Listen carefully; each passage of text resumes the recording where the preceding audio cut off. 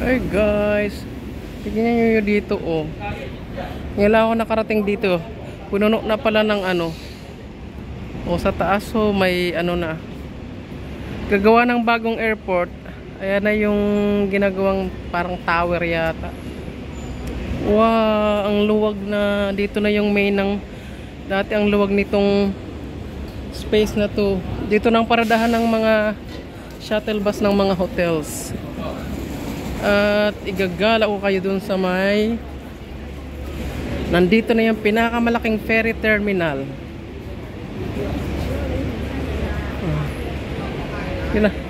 Yan ang ano, tignan nyo yung tag dito, bagong tulay.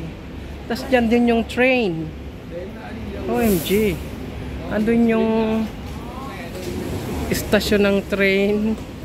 Ito naman yung istasyon ng dito na diretso na may bagong tulay na papunta ng ano ng China dito, diretso na dito.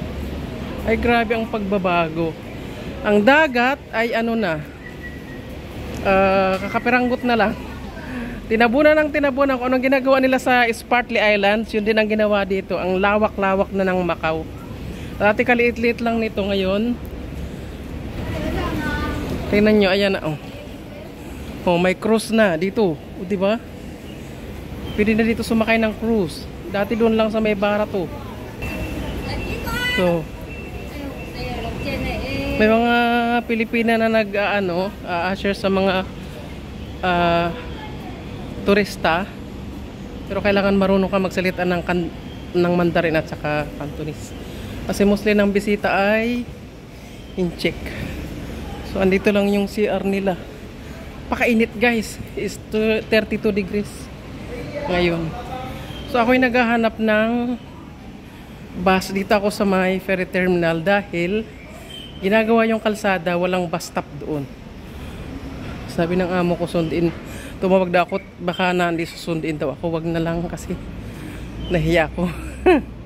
Nahiya ako mag-ano. Nako guys, isang taon ay 11 months ang aking 11 months ang aking visa. Gano'n na daw ngayon. Pag unang ano mo sa amo, 11 months. Pag nag-renew, saka palang mag-isang taon.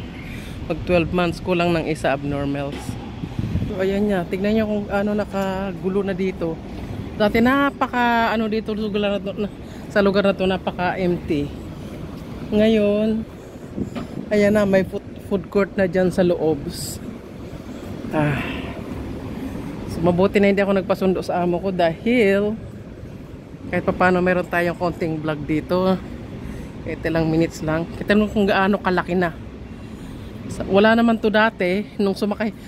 Yung vlog ko na sumakay kami ng LRT na na libre. Wala pa yan.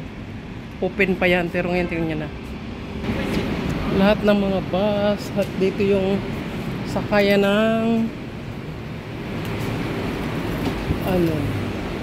tingnan nyo oh, may mga kainan na oh, di ba?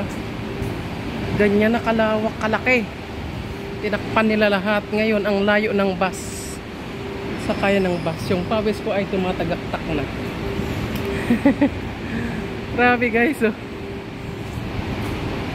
Nakaka-amaze din ng Macau na ngayon. Kaya pala ganun na lang yung tao sa Macau, sa sentro.